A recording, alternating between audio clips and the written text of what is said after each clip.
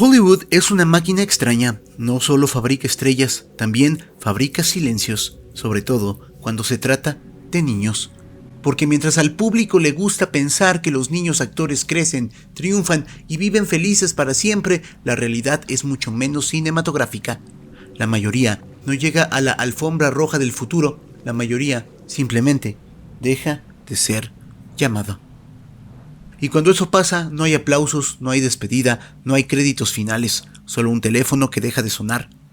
En los años 90, Hollywood estaba obsesionado con los niños protagonistas. Era la era de las películas familiares, de los rostros jóvenes que podían cargar una saga entera con una sonrisa, un gesto tierno o una mirada honesta. Algunos lo lograron: Frankie Muniz, Elijah Wood, Macaulay Culkin, cada uno con su propia versión del éxito y del precio que vino después. Pero por cada nombre que recordamos, hubo decenas que parecían destinados a lo mismo y no llegaron. No porque fueran malos actores, no porque no tuvieran carisma, sino porque el sistema decidió mirar hacia otro lado. Y ahí empieza una pregunta que casi nunca se hace en voz alta. ¿Qué pasa cuando tu identidad se construye alrededor de un futuro brillante y ese futuro se desvanece? ¿Qué pasa cuando antes de ser adulto ya fuiste alguien y luego tienes que aprender a ser nadie otra vez?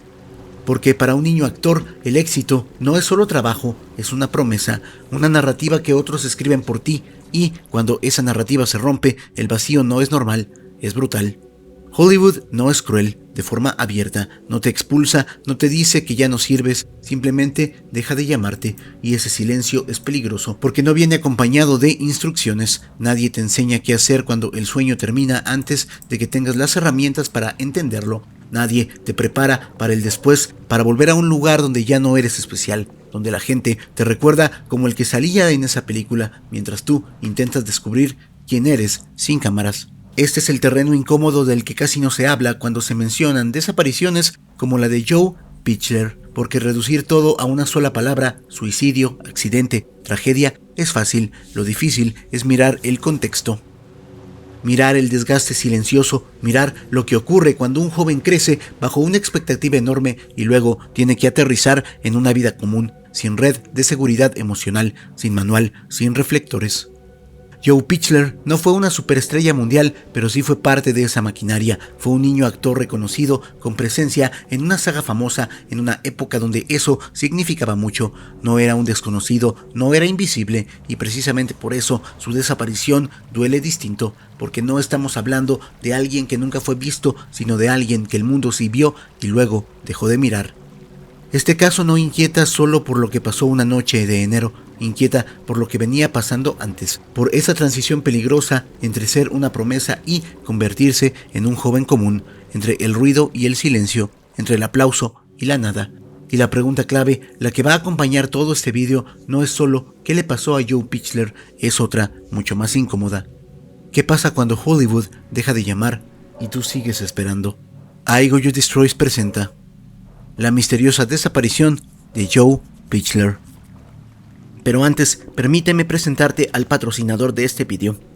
Si estás buscando tu primera tarjeta de crédito o quieres algo sencillo y sin complicaciones, Nu es la mejor opción en México. No tiene anualidad, tiene una aprobación altísima, alrededor del 95%, y es perfecta si estás construyendo tu historial crediticio.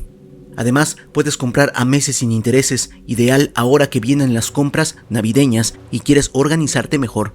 Si quieres unirte a la comunidad Nu y solicitar tu tarjeta, te dejo el enlace en la descripción y el comentario fijado. Si ingresas desde mi link, tendrás más posibilidades de obtener una línea de crédito muchísimo más alta. Ahora sí, comencemos. Joe Pichler no era el niño que salió en una película y ya. Es uno de los errores más comunes cuando se habla de él, porque si algo queda claro al revisar su trayectoria es que sí tenía futuro. Tenía el tipo de rostro que Hollywood buscaba en los 90, expresivo sin exagerar, carismático sin ser cargante, natural frente a la cámara. No parecía un niño actuando a ser niño, parecía auténtico, y eso en esa época valía oro. Nació en 1986 y empezó a actuar cuando todavía no tenía edad para entender lo que significaba pertenecer a una industria. Para él, las cámaras eran normales, los sets eran rutina y los adultos hablando de contratos formaban parte del paisaje. Como muchos niños actores, entró al mundo del cine sin saber que ese mundo no funcionaba con lógica humana, sino con ciclos de moda, reemplazos constantes y una crueldad silenciosa que solo se nota cuando ya es tarde. Su papel más recordado llegó con las secuelas de Beethoven, películas familiares que, durante años, se repitieron una y otra vez en televisión. No eran cintas menores en su contexto, eran productos masivos, pensados para toda la familia, con distribución internacional y una presencia constante en la cultura popular de los 90. Salir ahí significaba algo muy concreto: exposición, reconocimiento, una puerta abierta a más oportunidades. Joe no era un extra, era parte central del núcleo familiar. Su cara quedó grabada en la memoria colectiva, aunque muchos no supieran su nombre. Y aquí es donde conviene detenerse un momento, porque cuando hoy miramos hacia atrás, tendemos a dividir a los niños actores en dos categorías muy simplistas: los que la hicieron y los que fracasaron. Pero en los 90 nadie veía a Joe como un caso perdido, al contrario, estaba exactamente en el punto donde muchos otros despegaron después. No parecía un niño condenado al olvido, parecía uno que estaba en pausa. Compararlo con otros nombres de su generación no es exageración. Frankie Muniz también fue ese niño simpático antes de convertirse en una estrella televisiva. Josh Hutcherson pasó de películas familiares a franquicias gigantes. Elijah Wood fue un niño actor durante años antes de que El Señor de los Anillos lo catapultara. La diferencia no era el talento, era el momento, la oportunidad correcta, la llamada que llegaba o no. Joe tenía algo que muchos directores valoraban: presencia tranquila, no era histriónico, no era excesivo, funcionaba bien en historias cotidianas, familiares, cercanas. Eso suele traducirse en una carrera larga, aunque no necesariamente explosiva. El tipo de actor que se crece con el público, el tipo de actor que no quema su imagen infantil demasiado rápido. En papel, su futuro no se veía mal, se veía normal, y eso, paradójicamente, puede ser lo más peligroso.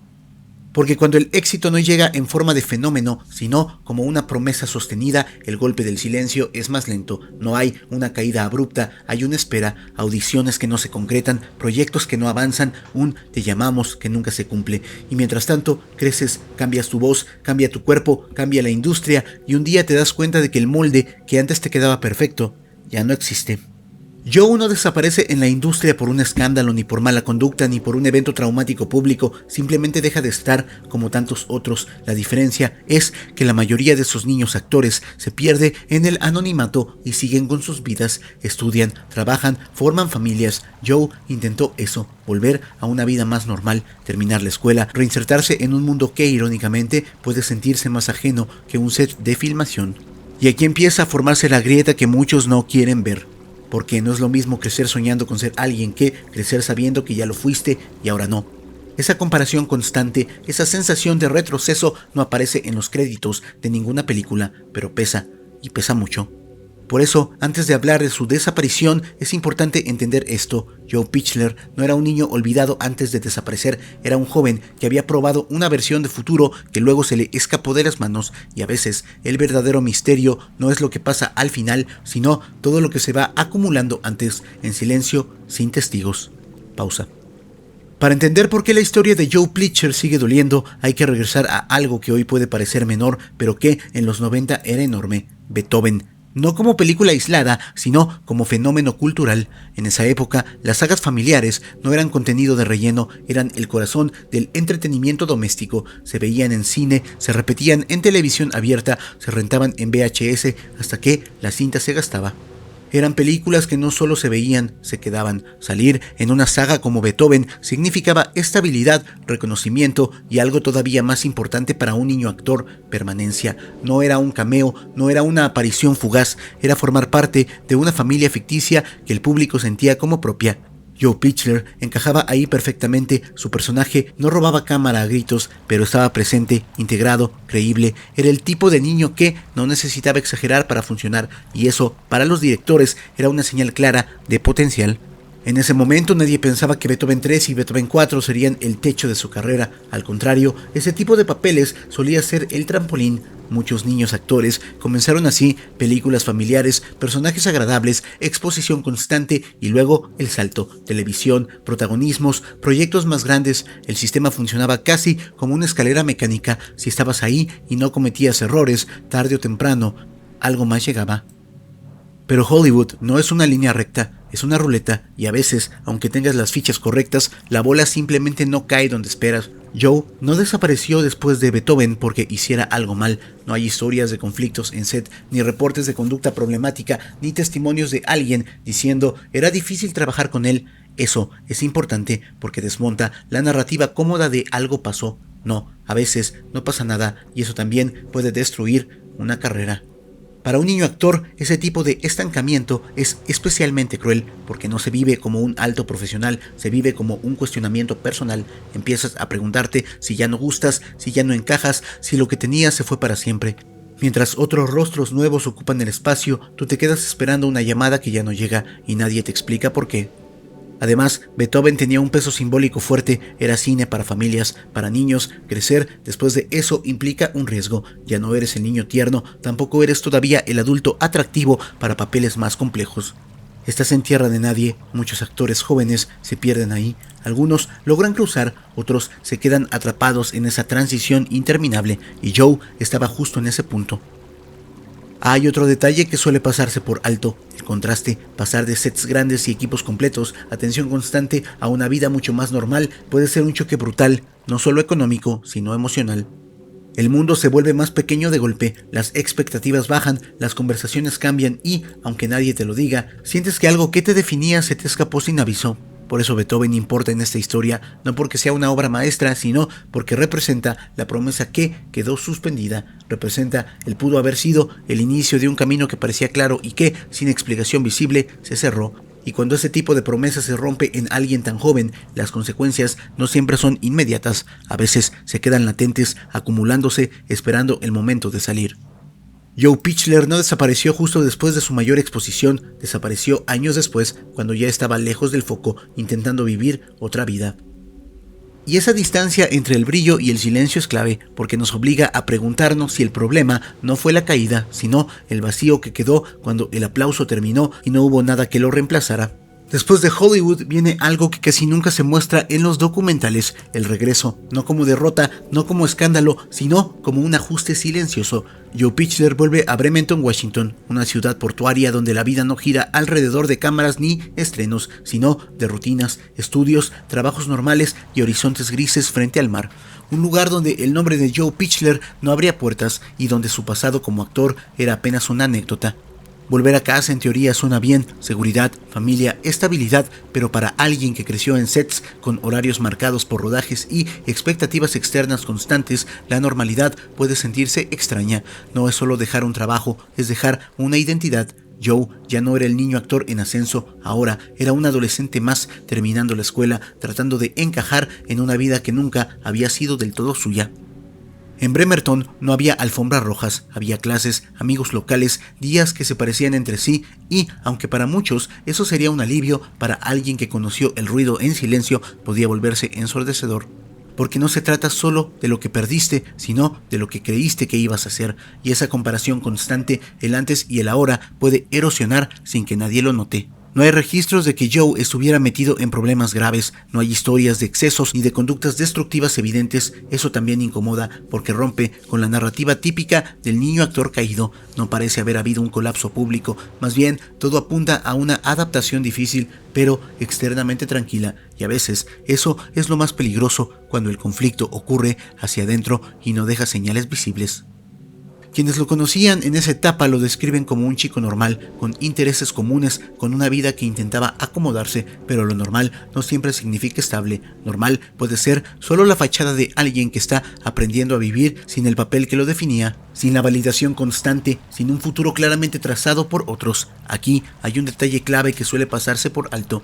Joe no dejó Hollywood como un plan B claro, no era como algunos actores infantiles que desde temprano deciden estudiar otra cosa o alejarse por completo del medio. En su caso, el cierre fue difuso, no hubo una decisión contundente de hasta aquí, hubo una transición lenta, ambigua, llena de expectativas no resueltas y, cuando el pasado no se cierra bien, tiende a volver de formas inesperadas. Bremerton, además, es un lugar marcado por el mar, y el mar, para muchas personas, es refugio, para otras es vértigo, es inmensidad, es escape, es un recordatorio constante de lo pequeño que puedes sentirte. Vivir cerca de un paisaje así no crea el problema, pero puede amplificarlo.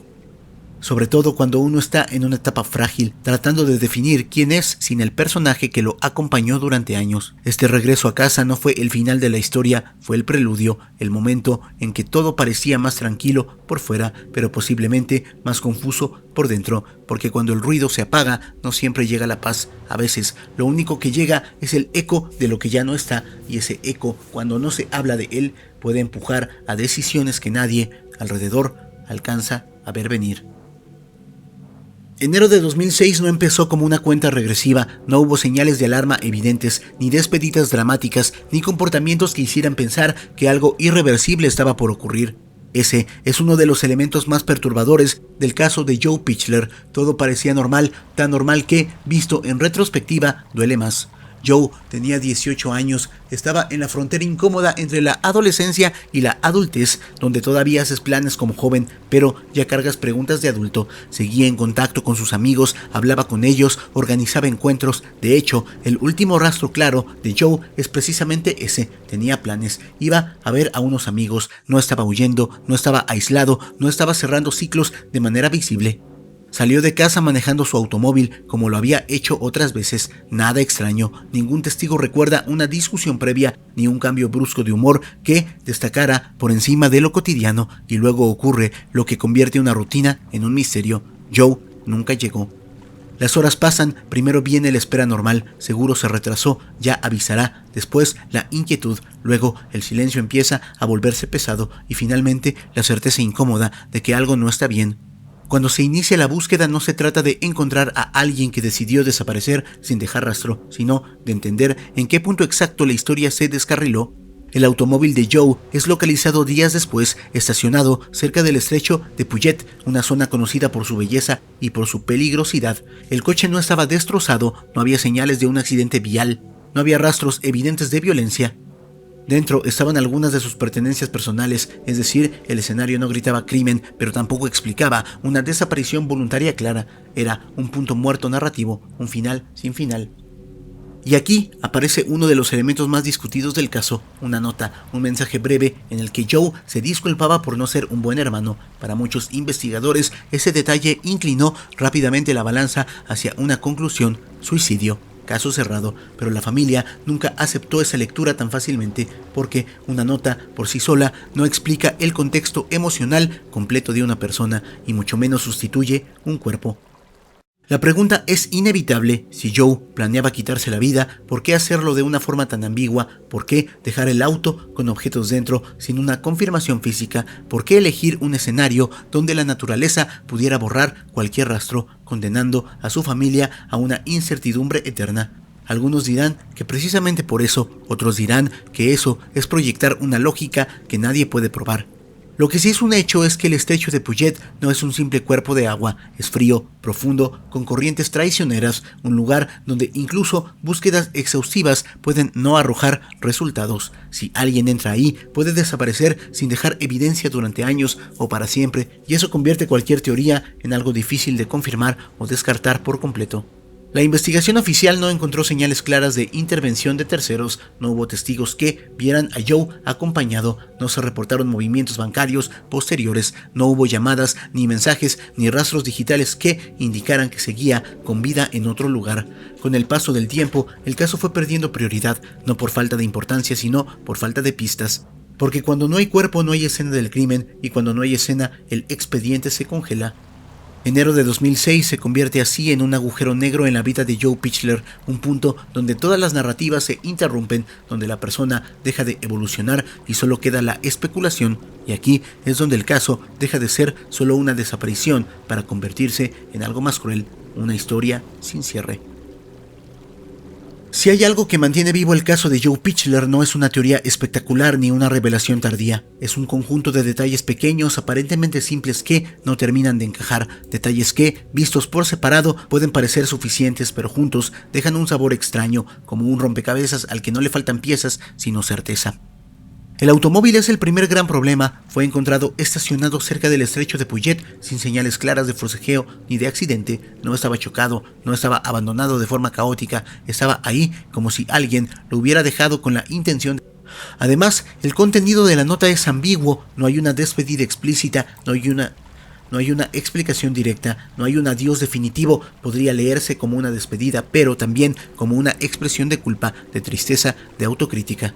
Algo que muchas personas escriben sin intención de morir. Interpretar ese mensaje como una sentencia final requiere asumir mucho más de lo que el papel dice por sí mismo. Y aquí surge una pregunta incómoda: ¿por qué cerrar tan rápido una investigación cuando lo único concluyente es la ausencia? El estrecho de Puget, por supuesto, juega un papel clave en esta decisión. Es un lugar donde un cuerpo puede desaparecer sin dejar rastro, lo que vuelve plausible la teoría del suicidio. Pero plausible no es lo mismo que comprobado. Es una explicación que funciona precisamente porque no puede refutarse fácilmente.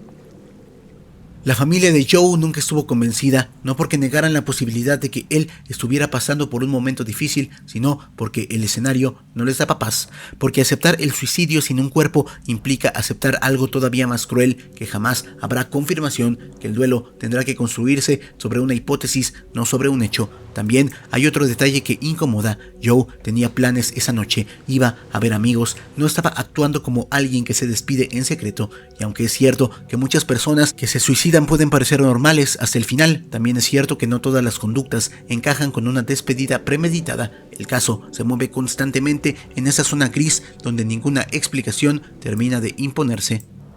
Algunos defensores de la teoría del suicidio señalan la presión emocional, la transición difícil después de Hollywood, el peso de las expectativas. Todo eso es real, pero reconocer ese contexto no convierte automáticamente la teoría en un hecho. El peligro está en usar el contexto como sustituto de evidencia, en llenar los vacíos con suposiciones que resultan cómodas para cerrar un expediente. El auto, la nota y el lugar forman una narrativa tentadora, una historia que parece tener sentido si se cuenta rápido, pero cuando se mira con calma surgen demasiados ¿por qué? ¿Por qué ahí? ¿Por qué sin confirmación física? ¿Por qué dejar objetos personales? ¿Por qué una nota tan abierta? ¿Por qué no hay un solo testigo que lo vea dirigirse al agua? Cada pregunta no prueba una teoría alternativa, pero sí debilita la idea de un cierre claro. Este es el punto donde el caso de Joe Pichler se separa de muchos otros. No hay una pieza que falte de forma evidente, lo que falta es certeza, y cuando un caso se construye sobre probabilidades en lugar de hechos, se convierte en un terreno fértil para teorías, debates y obsesiones, no porque la gente quiere creer cosas raras, sino porque el vacío exige ser llenado. Cuando un caso no tiene cuerpo, no tiene cierre, y cuando no hay cierre, aparecen las teorías, no porque la gente quiera inventar historias, sino porque el vacío exige una explicación. En el caso de Joe Pichler, las teorías no nacen del morbo, sino de la frustración, de esa sensación persistente de que algo falta. Vamos a recorrerlas una por una, no para elegir una ganadora, sino para entender por qué ninguna logra imponerse del todo.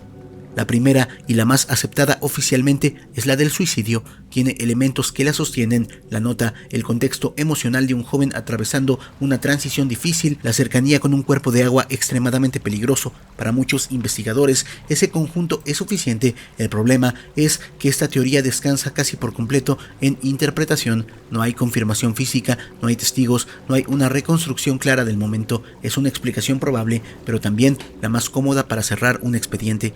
Aceptar el suicidio implica asumir que Joe eligió desaparecer de una forma que condenaría a su familia a no saber nunca qué pasó con su cuerpo. Implica aceptar que escribió una nota ambigua, que dejó su auto con pertenencias y entró al agua sin que nadie lo viera. Todo eso es posible, pero posible no es lo mismo que demostrado, y esa diferencia es la que mantiene abierta la herida.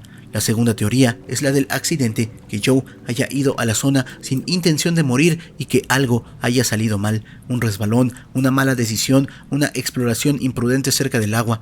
El estrecho de Puget no perdona errores. Esta hipótesis explica la ausencia de un plan, la falta de una despedida clara y la naturaleza ambigua de la nota, pero también deja preguntas abiertas. ¿Por qué el coche se quedó donde se quedó? ¿Por qué no hay señales claras de un accidente? ¿Por qué nadie lo vio?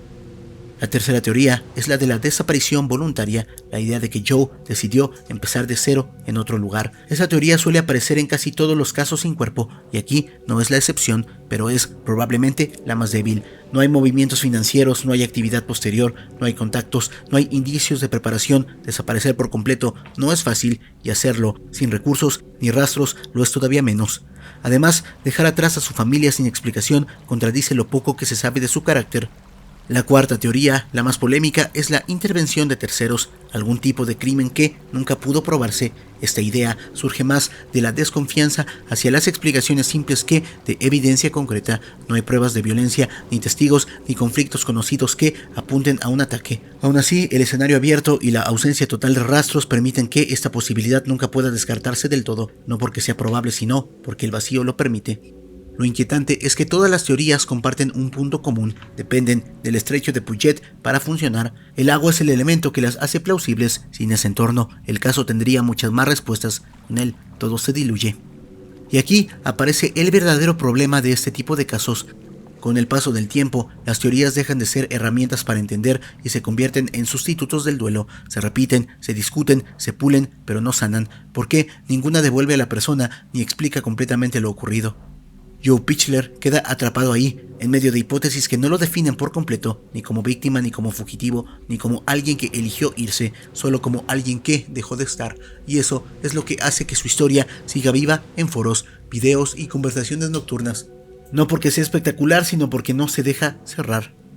Hay historias que terminan con una verdad y hay historias que terminan con un silencio. La de Joe Pichler pertenece a esas últimas. No hay escena final, no hay revelación tardía, no hay justicia, ni despedida, ni un cuerpo al cual llorar. Solo queda la ausencia prolongada en el tiempo, convertida en una herida que nunca cicatriza del todo. Quizá eso es lo más cruel de todo, que su historia no se presta como conclusión cómoda, no se deja empaquetar, no se deja resolver. Tal vez Joe cayó al agua, tal vez fue un accidente, tal vez tomó una decisión que nadie pudo detener, tal vez ocurrió algo más. La verdad es que no lo sabemos y lo honesto, aunque incomode, es aceptar eso, aceptar que hay casos donde el mundo no entrega respuestas, donde la lógica falla, donde la vida no sigue un guión. La desaparición de Joe Pichler no solo habla de Hollywood ni de la fama infantil, ni siquiera del peligro del mar, habla de algo más profundo, de lo frágil que puede ser la identidad cuando se construye demasiado pronto, de lo difícil que es crecer cuando el futuro prometido se desvanece y de lo brutal que puede ser un final que nunca llega. Porque cuando alguien desaparece sin dejar rastro, el tiempo no avanza igual para todos. Para algunos, la vida sigue, para otros, se queda detenida en el mismo día. La misma noche, el mismo coche estacionado frente al agua, y mientras no haya una respuesta, Joe Pichler seguirá existiendo ahí, no como una estrella, no como un misterio resuelto, sino como una pregunta abierta. Y a veces, en este mundo, eso es lo más aterrador de todo.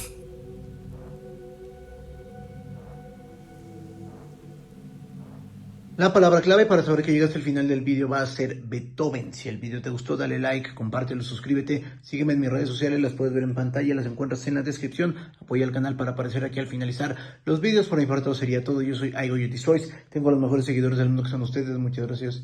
Pum, pum.